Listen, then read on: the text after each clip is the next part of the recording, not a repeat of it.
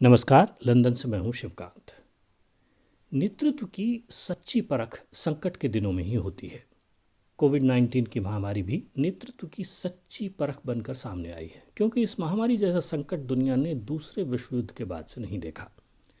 लेकिन is the American century over और do morals matter जैसी प्रसिद्ध पुस्तकों के लेखक और हार्वर्ड के प्रोफेसर जोसेफ नाई जूनियर का कहना है कि अभूतपूर्व संकट की इस घड़ी में दुनिया का नेतृत्व निहायत ही बुरे तरीके से नाकाम रहा है। यहाँ तक कि वर्तमान अमेरिकी राष्ट्रपति के ऊल जलूल आक्षेपों कटाक्षों की बौछार के बावजूद मौन रहने वाले पूर्व राष्ट्रपति बराक ओबामा को भी मुंह खोलकर कहना पड़ा है कि महामारी से निपटने का इस सरकार का तरीका एकदम अराजकता भरी तबाही था। अंतर्राष्ट्रीय मामलों के टीकाकार साइमन टिस्टल ने गार्डियन में छपे अपने लेख में ब्रिटेन की शर्मनाक हालत के लिए बोरिस जॉनसन की कंजर्वेटिव सरकार की तीखी आलोचना की है। 6 हफ्तों से चल रही तालाबंदी के बावजूद ब्रिटेन में लगभग 2,16,000 लोग बीमार हो चुके हैं और 32,000 की मौत हो चुकी है। यूरोप में महामारी से सबसे बाद में प्रभावित होने वाला देश होने के बावजूद ब्रिटेन की हालत यूरोप में सबसे बुरी हो गई है। इटली, स्पेन, जर्मनी और फ्रांस जैसे दूसरे यूरोपीय देशों में बीमार होने वालों और मरने वालों की संख्या में तेज़ी से कमी आ रही है और सरकारें पाबंदियां खोलती जा रही हैं। लेकिन ब्रिटेन में बीमार होने वालों और मरने वालों की संख्या अभी इतनी धीमी नहीं पड़ी कि स्कूलों और कारोबारों को खोला जा सके। ब्रिटेन को एक बार फिर सिक मैन ऑफ यूरोप या यूरोप का बीमार सदस्य कहा जाने लगा है। अमेरिका की हालत तो और भी खराब है। न्यूयॉर्क जैसे चंद राज्यों को छोड़कर बाकी ज़्यादातर राज्यों में बीमार होने वाले और मरने वालों की संख्या लगातार बढ़ रही है, लेकिन राज्य सरकारों में पाबंदियों और कारोबारों को खोलने की होड़ सी लग गई है। कारोबार, रेस्तरां, शराब खाने, साज श्रृंगार की दुकानें, पार्क और समुद्र तट सब खोल दिए गए हैं।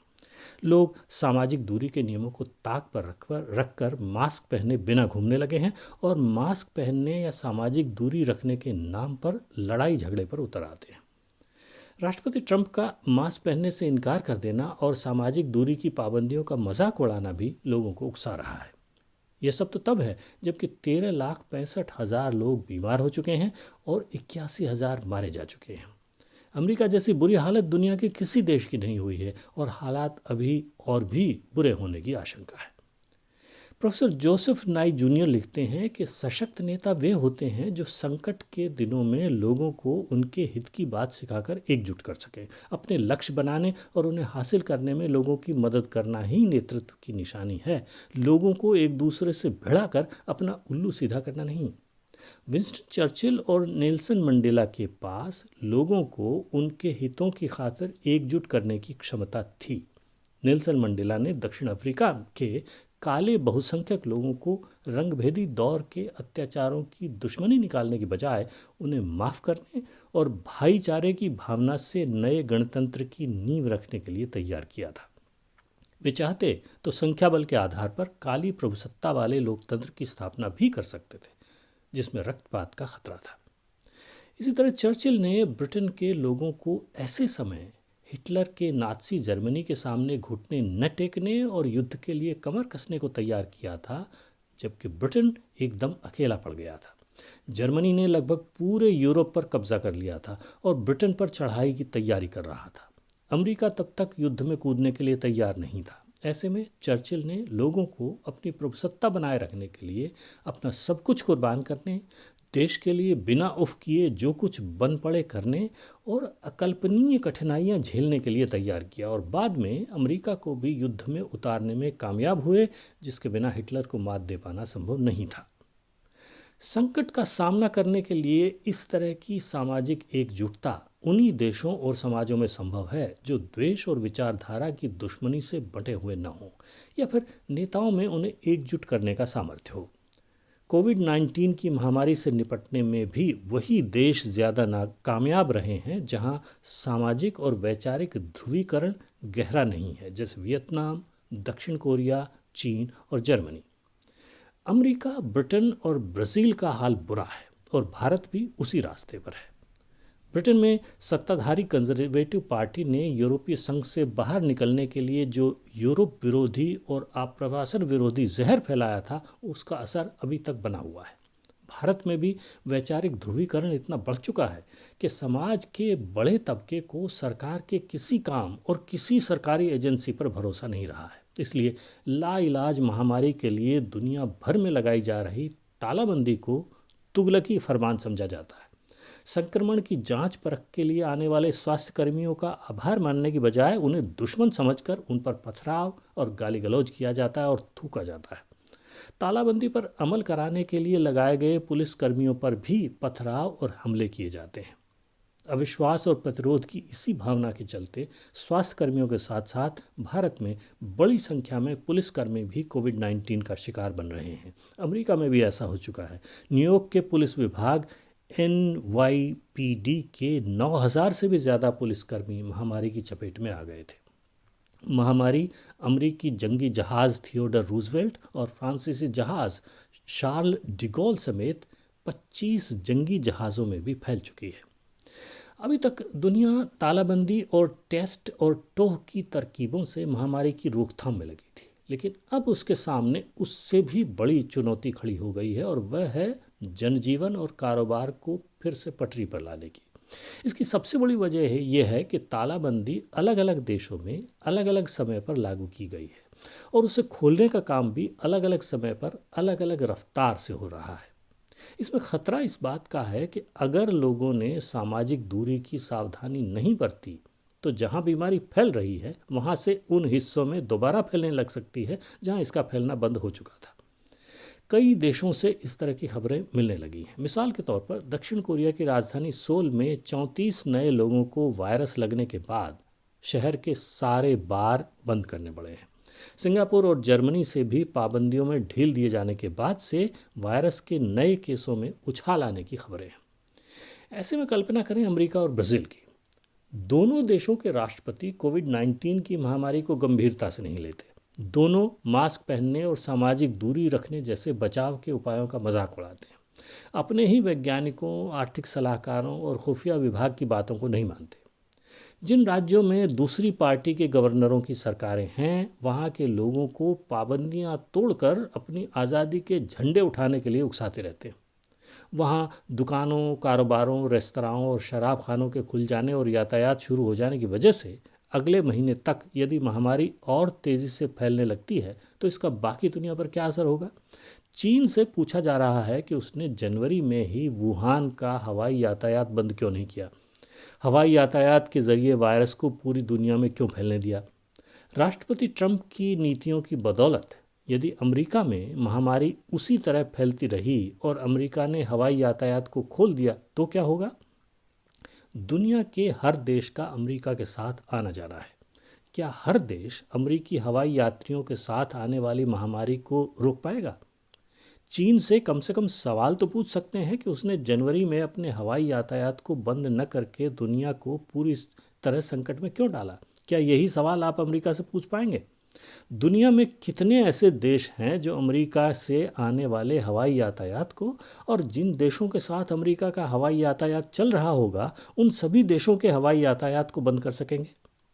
यदि अमेरिका के अपने ही वैज्ञानिकों की भविष्यवाणियां सही साबित हुईं तो अमेरिका में अगले महीने तक कुल 1.25 लाख से ज़्यादा लोग कोविड-19 से मारे जा चुके होंगे और हर चौथा व्यक्ति बेरोजगार हो चुका होगा।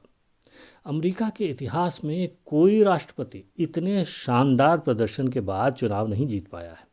ट्रंप साहब इस बात को अच्छी तरह समझते हैं, इसलिए उन्होंने चीन को चुनावी मुद्दा बना लिया है। उनकी अपनी रिपब्लिकन पार्टी की सेनेट प्रचार शाखा ने 57 पन्नों की एक कोरोना प्रचार पुस्तिका जारी की है जिसमें पार्टी के उम्मीदवारों से कहा गया है कि वे अपने चुनावी वार का पहला निशाना चीन को बनाएं। पुस्तिका में सलाह दी गई है कि यदि कोविड-19 महामारी की रोकथाम में नाकामी के सवाल पर घिर जाएं तो राष्ट्रपति ट्रंप का बचाव करने की बजाय चीन पर हमला बोल दें। फॉक्स न्यूज़, इपॉक टाइम्स और ब्रेटबार्ट न्यूज नेटवर्क जैसे रिपब्लिकन पार्टी के भोंपू तंत्र पिछले महीने भर से लोगों के मन में ये धारणा जमाने की कोशिशें करते आ रहे हैं कि SARS-CoV-2 वायरस वुहान के मछली बाजार से नहीं बल्कि वुहान की वायरस प्रयोगशाला से फैला है। ये कहिए कि फैलाया गया है। ट्रंप और उनकी रिपब्लिकन पार्टी के इस छद्म चीन युद्ध की नवीनतम तोप है विभिन्न आरोपों पर अमेरिका के कई प्रतिष्ठानों से निकाली गई जैव रसायनवेत्ता जूडी माइकोविट्स, जिन्होंने कोरोना वायरस पर लगभग आधे घंटे की एक डॉक्यूमेंट्री फिल्म बनाई है, प्लैंडेमिक यानी योजनाबद्ध महामारी। जूडी माइकोविट्स का आरोप है कि सार्स कोवी 2 वायरस वुहान की प्रयोगशाला में बनाया गया है और चीन ने उसे जानबूझकर छोड़ा है। उनका यह भी दावा है कि मास्क इस वायरस से बचाव करने के बजाय फैलाने में उसकी मदद करते हैं। उनकी इस फिल्म का मकसद अमेरिका के सबसे बड़े वायरस विशेषज्ञ एंटनी फाउची के साथ पुरानी दुश्मनी निकालना भी है, जो पिछले 11 सालों से HIV वायरस के टीके के शोध के दिनों से चली आ रही है। एंटनी फाउची भी अपनी वैज्ञानिक सलाह पर अड़े रहने की वजह से राष्ट्रपति ट्रंप की आंखों की किरकिरी बने हुए हैं। इसलिए जूडी माइकोविट्स के जरिए एक तीर से दो शिकार किए जा रहे हैं। लोगों को चीन के खिलाफ गुमराह करने में मदद मिल रही है और एंटनी फाउची की साख पर भी सवाल खड़े हो रहे हैं।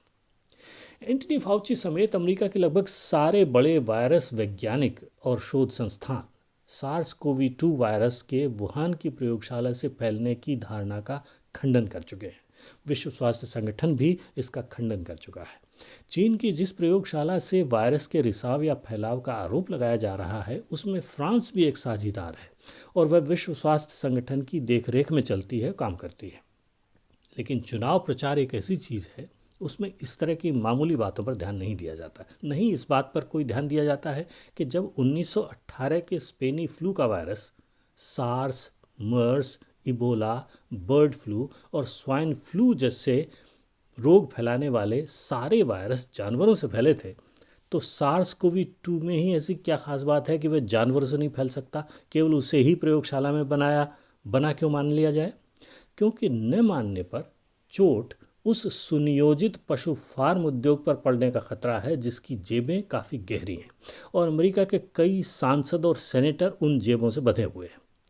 फार्म उद्योग के पास वोटों की ताकत भी है, इसलिए बात थोड़ी और गहरी है। वैज्ञानिकों का कहना है कि हमें बीमार करने वाले 70% बैक्टीरिया और वायरस जानवरों से आते हैं। पिछले 2 दशकों के भीतर ही 6 ऐसे नए वायरस फैल चुके हैं जो जानवरों से आए हैं। सार्स, मर्स, इबोला, सार्स कोवी 2 चमगादड़ों या चमगादड़ों से दूसरे जानवरों में जाकर उनके माध्यम से फैले। बर्ड फ्लू और स्वाइन फ्लू मुर्गियों और सूअरों से फैले थे। इतनी जल्दी नए वायरसों के फैलने की वजह जानवरों के मांस को लेकर हमारी बढ़ती भूख है। दुनिया में खुशहाली बढ़ने के साथ साथ मांस खाने का चलन और मांस की मांग बढ़ती जा रही है, जिसे पूरा करने के लिए अमेरिका और ब्राज़ील जैसे देशों में फैक्ट्री नुमा फार्म बन गए हैं, जिनमें मुर्गी, सूअर और गाय जैसे जानवरों को मांस के लोथड़ों की तरह बेहद तंग और बर्बर हालात में पाला जाता है। उन्हें बीमारियों से बचाने के लिए उन पर एंटीबायोटिक दवाओं की बरसात की जाती है, जिसके कारण उनमें ऐसे बैक्टीरिया पनप रहे हैं जिन पर एंटीबायोटिक दवाएं बेअसर हो जाती हैं। साथ ही उनका मांस खाने वालों पर एंटीबायोटिक दवाएं असर करना बंद कर देती हैं। यानी यदि आप बीमार पड़ जाते हैं तो आपको ठीक करने के लिए हर एंटीबायोटिक दवा काम करना बंद कर देती है। लेकिन इस घोर बर्बर फार्मिंग का असली नुकसान ये हो रहा है कि इस दमघोंटू वातावरण में वायरसों को पनपने और नया रूप धारण करने का मौका मिल जाता है। जो लोग इन फार्मों में काम करते हैं, उनके ज़रिए ये नए वायरस महामारियां बनकर फैलने लगे हैं और हमारे लिए नई चुनौतियां खड़ी कर रहे हैं। फैक्ट्री नुमा फार्मिंग के अलावा पूर्वी एशियाई देशों में वेट मार्केटों या ऐसे मछली बाज़ारों का चलन है जहां जानवरों को सब्जियों की तरह नेट जाल में भर भर कर जिंदा लाया जाता है और ग्राहकों के सामने काट काट कर बेचा जाता है। इन जानवरों में मछलियों और जलजीवों के साथ साथ सांप, नेवले, पेंगोलिन, जंगली बिलाव, चमगादड़ और जंगली जानवर, तरह तरह के जंगली जानवर बिकते हैं जिनके संपर्क में मनुष्य सहज रूप से नहीं आता। इनमें से चमगादड़ खास तौर पर वायरसों के घर माने जाते हैं क्योंकि वे एकमात्र ऐसे स्तनधारी जीव हैं जो उड़ते हैं। उड़ान के लिए बनने वाली ऊर्जा की वजह से उन पर वायरसों का असर नहीं होता, इसलिए वे वायरसों की नर्सरी बन जाते हैं। मछली बाजार में दूसरे जानवरों के साथ उनके खून और चर्बी में पड़े रहने के कारण उनके वायरस दूसरे जानवरों को लग जाते हैं और उनसे संपर्क में आने वाले इंसानों को। वुहान के मछली बाजार में यही हुआ जिससे SARS-CoV-2 वायरस फैला है। तो यदि सच में कोविड-19 जैसी महामारियों की रोकथाम करनी है तो हमें अपनी मांस खाने और उसके लिए जानवरों को पालने की प्रक्रिया में आमूल चूल बदलाव लाना होगा। मछली बाजारों में काम करने वाले और फैक्ट्री फार्म चलाने वाले लोग इसके लिए तैयार नहीं हैं। सिगरेट उद्योग ने सिगरेटों से होने वाले नुकसान के शोध को 50 वर्षों तक सर्वमान्य नहीं होने दिया था। एक बार फिर वही कहानी दोहराई जा रही है। इस बार दोहराने वाला सिगरेट नहीं, मांस और फार्म उद्योग है। लेकिन समस्या की जड़ को समझने और स्वीकार करने के लिए अभी और कितनी महामारियों की मार झेलनी होगी, यह देखना बाकी है। BBC के ज़माने के पुराने दोस्त उबैद सिद्दीकी साहब का शेर है, अभी कुछ और करतब देखने भी हैं, दिखाने भी, तमाशा गाहे आलम हम तुम्हें आबाद रखेंगे। नमस्कार।